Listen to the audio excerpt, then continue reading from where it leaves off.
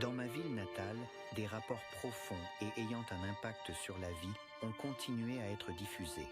À la Fondation Eagle, par exemple, il y avait Dave O'Rood, paraplégique depuis 30 ans, dans un état de souffrance inimaginable, à peine capable de remuer les orteils. Jusqu'à présent.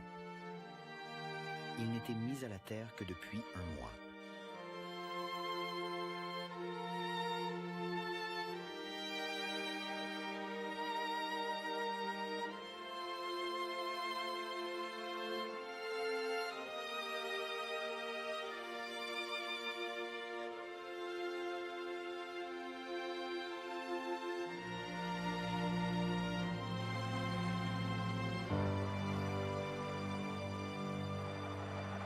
J'ai dû me forcer à tourner la page et à aborder mon fils Gareth et sa petite amie Esther avec une perspective différente qui remettrait en question et ridiculiserait tout ce qu'ils vivaient.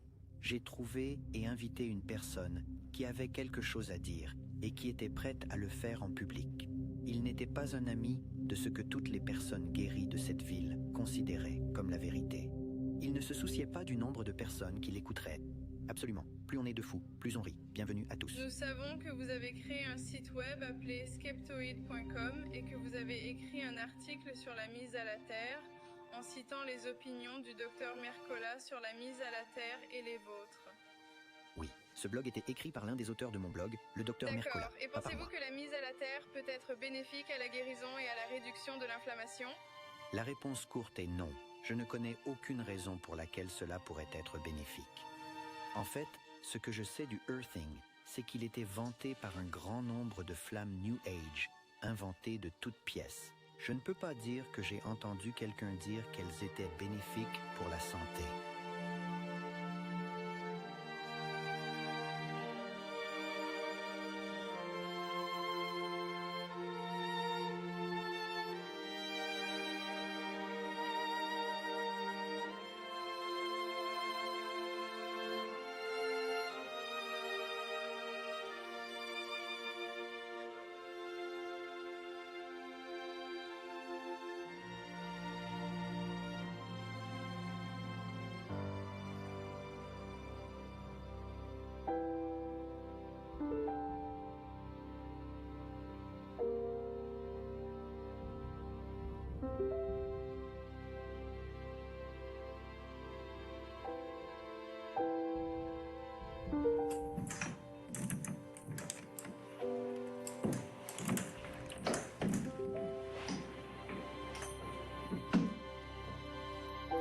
J'ai marché 10 mètres aujourd'hui